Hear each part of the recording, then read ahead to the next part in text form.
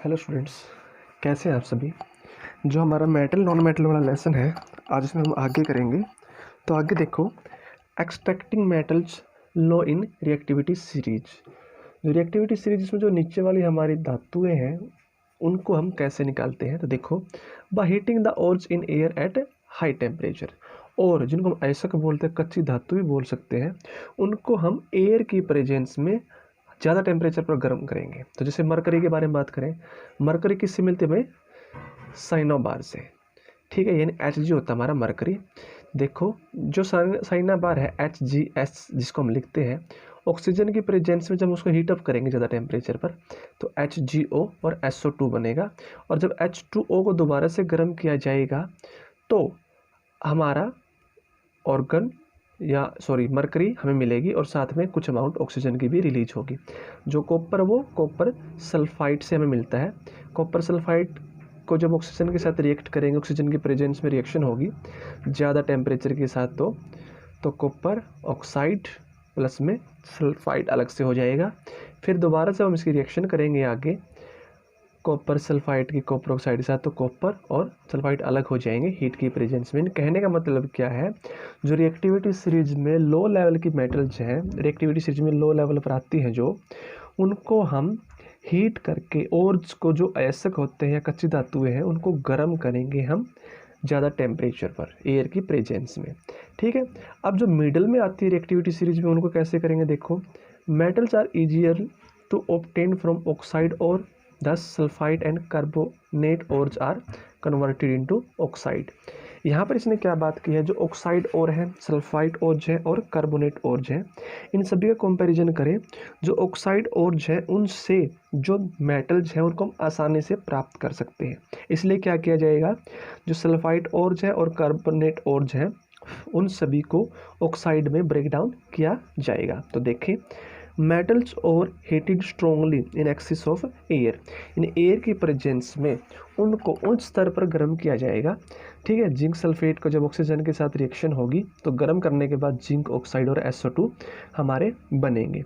Metal और heated strongly इन limit और no supply of air कैल्किनेशन, यानी कि वो प्रोसेस, मेटल्स ऑब्टेन करने की वो प्रोसेस जिसमें एयर की सप्लाई ना हो या फिर कम अमाउंट में हो, तो उसको बोलते हैं कैलिनेशन। तो देखो, यहाँ पर ZnCO3 की जब रिएक्शन होगी तो जिंक ऑक्साइड और कार्बन डाइऑक्साइड रिलीज होगी। तो कहने का मतलब क्या है, जो ये हमारी रिएक्शन हुई है ये एयर की एब्सेंस में हुई है।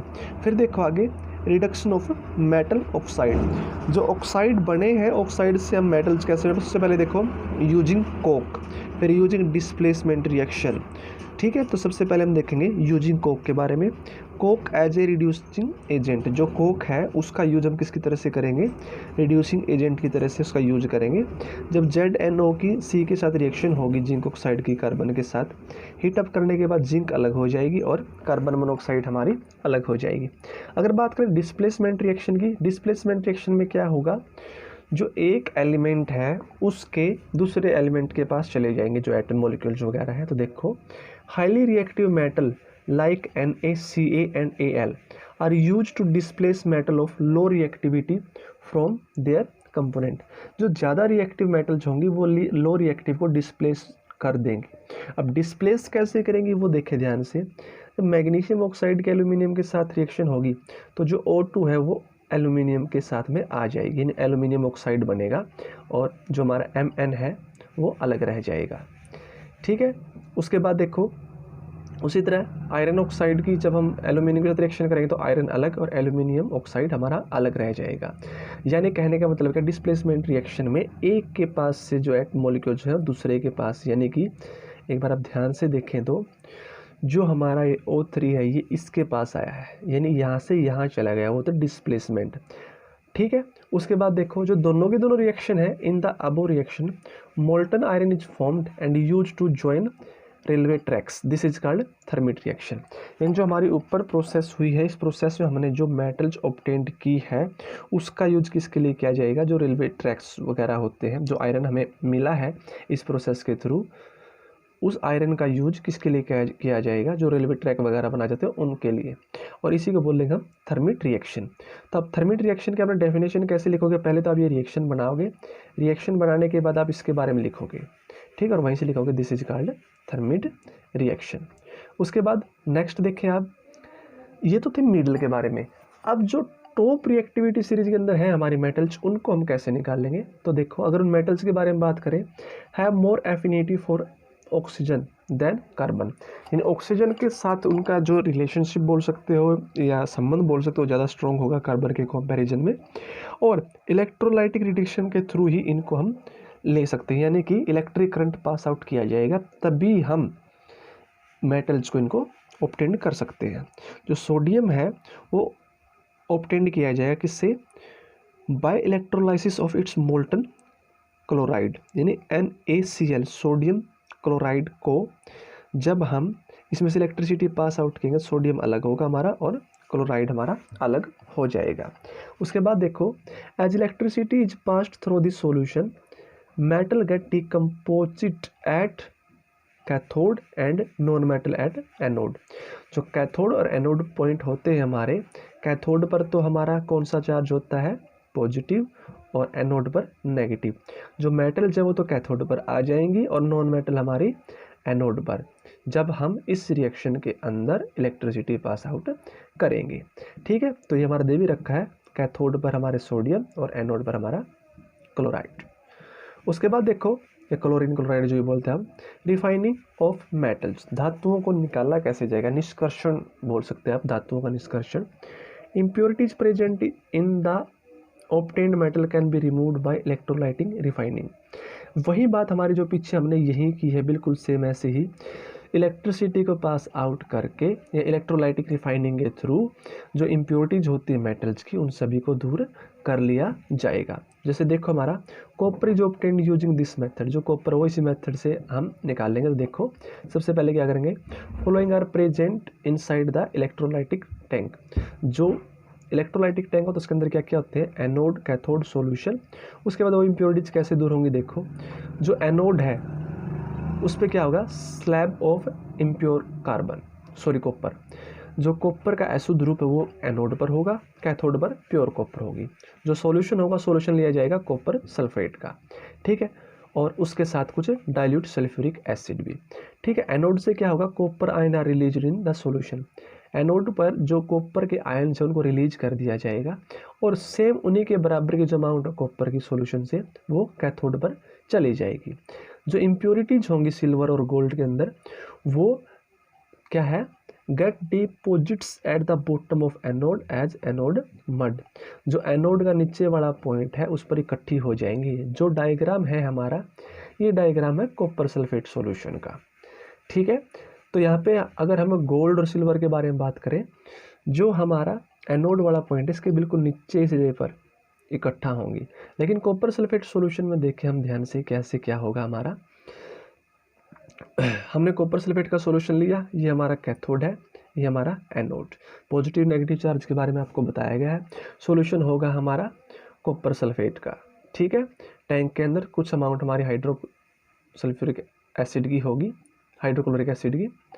तो देखो, जब हम इसमें इलेक्ट्रिसिटी पास आउट करेंगे, यहाँ से करंट पास आउट होगा, तो करंट पास आउट होने के बाद जो इम्प्योर कॉपर है वो हमारा यहाँ पर इकट्ठा हो जाएगा, और जो प्योर कॉपर है वो हमारा कैथोड पर इकट्ठा हो जाएगा। जो हमने अभी पीछे पॉइंट किया था वही हमारा यहाँ से क्लियर होगा। लेकिन ये सब होगा कब?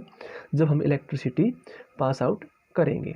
ठीक है, नेक्स्ट टॉपिक आता हमारा कोरोजन, जिसको हम जंग लगना ही बोल सकते हैं, रस्टिंग ऑफ आयरन एक तरह से बोल सकते हैं। तो देखो, metals are attacked by substances in surrounding like moistures and acids. जो धातुएं होती हैं उनके ऊपर लगातार आघात किया जाता है, किसके द्वारा? जो नमी होती है और अम्ल होते हैं वो उनके ऊपर अपना इफेक्ट डाल लेंगे। अगर बात करेंगे सिल्वर की, it react with sulphur in air to form silver sulphide and articles become black. अगर हम सिल्वर के बारे में बात करें तो एयर के अंदर जो सल्फर की अमाउंट होती है उसके साथ सिल्वर रिएक्शन करेगा और सिल्वर सल्फाइड बनाएगा, और उससे क्या नुकसान होगा? जो आर्टिकल्स होते हैं सिल्वर से बने हुए आभूषण वगैरह होते हैं वो सारे के सारे उनका कलर कैसा हो जाएगा? ब्लैक। अगर बात करें हम कॉपर की, कॉपर किसके साथ रिएक्शन करेगा? मॉइस्ट कार्बन डाइऑक्साइड के साथ रिएक्शन करेगा, और क्या करेगा? Gain a green coat of copper carbonate, और कॉपर के ऊपर एक ग्रीन कलर की लेयर बना देगा या ग्रीन कोट बना देगा, जिसको हम कॉपर कार्बोनेट बोल सकते हैं। अगर बात करें आयरन की, acquiring a coating of a brown flaky substance called rust. जो लोहे की वस्तुएं होती हैं उनके आपने जंग लगा हुआ देखा होगा, तो उनके ऊपर जो हल्के भूरे रंग की परत चढ़ा देता है, जिसको हम जंग बोलते हैं। Both air and moistures are necessary for rusting of iron. लोहे को अगर जंग लगेगा तो उसके लिए दोनों चीज़ें जरूरी है, हवा की भी और नमी की भी। तो यहाँ से हमने पॉइंट ध्यान से कि कोरिजन के बारे में हमने यहाँ पर डिफाइन कर लिया। ठीक है, कोरिजन के बारे में क्या किया, it is a process in which metals are attacked by substance in surrounding like moisture and acid. फिर सिल्वर के बारे में किया, अगर सिल्वर सल्फर के साथ रिएक्शन करेगा एयर की प्रेजेंस में, सिल्वर सल्फाइड बनाएगा, और सिल्वर सल्फाइड बनने से क्या, सिल्वर का जो कलर होता है वो ब्लैक हो जाएगा। कॉपर के बारे में बात की, कॉपर कार्बन डाइऑक्साइड के साथ रिएक्ट करेगा और ग्रीन लेयर बनाएगा कॉपर कार्बोनेट की। उसके बाद हमने आयरन के बारे में बात की, तो लोहे के ऊपर जंग तो लगती है, आपको पता है, उसके लिए एयर भी चाहिए और मॉइस्चर यानी कि नमी भी चाहिए। अब बात करेंगे प्रिवेंशन ऑफ कोरिजन।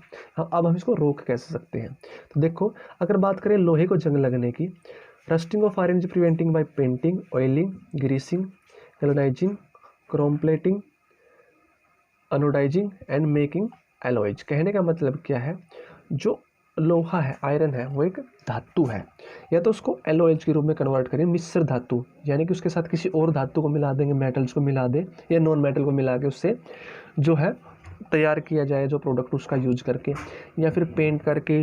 आपने अपने देखा होगा घरों में तेल वगैरह भी लगाया जाता है जंग से बचाने के लिए, ग्रीस वगैरह लगाया जाता है, इन सभी का यूज करके हम रोक सकते हैं। उसके बाद देखो, इन गैल्वेनाइजेशन आयरन और steel is coated with a layer of zinc because zinc is preferably oxidised than iron. Galvanisation की प्रोसेस के थ्रू हम क्या कर सकते हैं, जो हमारी गैल्वेनाइजिंग के बारे में बात की थी, तो गैल्वेनाइजेशन की प्रोसेस में क्या होता है, चाहे आयरन हो या स्टील हो, उसके ऊपर जिंक की लेयर चढ़ा दी जाती है। ठीक, क्यों, क्योंकि जिंक अगर उसके बारे में बात करें, वो आयरन के कंपैरिजन में ज़्यादा ऑक्सीडाइज्ड होगी। ठीक है, यानी कहने का मतलब क्या है, अगर ऐसी लेयर चढ़ेगी तो आयरन को जंग नहीं लगेगी। अब हमारा पॉइंट आया था एलॉयज, तो एलॉयज के बारे में कर लेते हैं। तो एलॉयज की डेफिनेशन देखें, these are mixture of metals with metals और नॉन मेटल, यानी धातुओं का मिश्रण, किसके साथ, धातु के साथ या फिर अधातु के साथ। तो देखो, adding small amount of carbon make iron hard and strong. अगर हम कुछ अमाउंट कार्बन की मिला दें लोहे के साथ में, तो लोहे को मजबूत और कठोर बनाती है। Stainless steel is obtained by mixing iron with nickel and chromium. अगर हम क्रोमियम और निकिल के साथ लोहे को मिला दें तो हमें स्टील, यानी तरीके से बोल सकते हो अच्छा स्टील हमें मिलेगा, या कह सकते हो स्ट्रॉन्ग मिलेगा। It is hard and do not rust, यानी काफ़ी कठोर होगा और ना ही इसको जंग लगेगी। अगर हम मरकरी को ऐड कर दें दूसरी मेटल के साथ में, तो हम अमलगम बना सकते हैं। ठीक है, उसके बाद देखो, दो वर्ड हमारे ब्रास और ब्रोंज, इनके बारे में देखो। जो ब्रास है वो कॉपर और जिंक से मिलकर बना होगा, क्वेश्चन आ सकता है ब्रास किससे मिलता है, कॉपर और जिंक से। ब्रोंज के बारे में कॉपर और टीन से, आपने ये याद रखना पड़ेगा। उसके बाद देखो, अगर हम ब्रास और ब्रोंज दोनों के बारे में बात करें, इनके मेल्टिंग पॉइंट के बारे में बात करें या इलेक्ट्रिक कंडक्टिविटी के बारे में बात करें, वो कम होगी किसके कंपैरिजन में, प्योर मेटल के कंपैरिजन में, यानी इनका मेल्टिंग पॉइंट भी कम होगा, और इनमें से जो करंट पास आउट करने की कैपेसिटी है वो मेटल के कंपैरिजन में कम होगी। फिर एक हमारा टॉपिक रहता है सोल्डर। सोल्डर के बारे में देखो, alloy of lead and teen has low melting point and is used for welding electrical wire. This is known as solder. कहने का मतलब क्या है, लीड और टीन दोनों मिलकर सोल्डर बनाएंगे। इन दोनों का मेल्टिंग पॉइंट क्या है, कम होगा, और इनका यूज जो वेल्डिंग वगैरह करते हैं ना, वहाँ पे इलेक्ट्रिकल जो वायर होते हैं उनमें इनका यूज किया जाता है। और मोस्टली ब्रोंज और सोल्डर, इनमें से एक नंबर का क्वेश्चन मोस्टली पूछा जाता है 10th क्लास के एग्जाम्स में। ठीक है, तो इसी के साथ हमारा लेसन यहाँ पे कंप्लीट कवर अप हो जाता है। फिर भी आपको लगता है कहीं पर कोई टॉपिक हमारा पेंडिंग रहता है, तो आप कमेंट बॉक्स में कमेंट करके बता सकते हैं। अगर बात की जाए 8th क्लास के स्टूडेंट की, तो 8th क्लास के स्टूडेंट भी आज जो हमने करवाया है उसको कंप्लीट राइट आउट करेंगे, क्योंकि ये कंप्लीट ही हमारा इम्पोर्टेंट टॉपिक किया है हमने आज। अब एक सस्पेंशन आपका यहाँ पर होगा, जो 8th क्लास के स्टूडेंट है उनकी बुक में रिएक्टिविटी सीरीज़ के बारे में नहीं दिया हुआ, तो इसलिए यहाँ पर आपको रिएक्टिविटी सीरीज़ के बारे में बताया गया है। तो जो 8th क्लास के स्टूडेंट है वो यहाँ से अगर आप इन रिएक्शन को नहीं राइट आउट कर सकते, लर्न नहीं कर सकते, तो आप इन रिएक्शन को छोड़ सकते हैं। ठीक है, रिएक्शन को छोड़ सकते हैं, बाकी आपने राइट आउट करना है। लेकिन मेटल ऑक्साइड में आप रिएक्शन करो तो ज़्यादा बेटर होगा, क्योंकि रिएक्शन आपने करनी तो है ही, अगर आप नहीं करोगे तो आगे 9th 10th में कवर अप इनको करना पड़ेगा। और जो 10th क्लास के स्टूडेंट हैं उनके लिए तो इम्पोर्टेंट है सभी के सभी पॉइंट। अब इनमें नोट्स बनाने की बात है, corrosion, prevention of corrosion, alloys के बारे में, ये तो सभी ने लिखना ही है, बिल्कुल सेम एज इट इज। कुछ और पॉइंट ऐड करना चाहो तो कर सकते हो। फिर उसके बाद रिफाइनिंग ऑफ मेटल का टॉपिक भी दोनों ही क्लासेज करेंगे, 8th हो या फिर 10th क्लास के स्टूडेंट हो। Extracting metal at top of reactivity series, middle reactivity series और लो रिएक्टिविटी सीरीज, ये 3 टॉपिक जो हैं ये 10th के लिए इम्पोर्टेंट है और इनमें से क्वेश्चन आता है एल्यूमिनियम से रिलेटेड, तो इनको अच्छे से आपने कवर अप करना है। इसी के साथ हमारी वीडियो आज की कंप्लीट होती है, लेसन भी कंप्लीट होता है। जहाँ पर जो डाउट हो आप पूछें और अच्छे से लर्न आउट करें। जिस टॉपिक में डाउट है जब तक आप उसको क्लियर नहीं करोगे आप आगे नहीं बढ़ सकते हैं, तो इसलिए हमें अपने डाउट्स को क्लियर आउट करना चाहिए। वीडियो अच्छी लगी है तो वीडियो को लाइक करें, शेयर करें और जितना हो सके ज़्यादा से ज़्यादा सपोर्ट करने की कोशिश करें। चैनल को सब्सक्राइब करें। Thank you.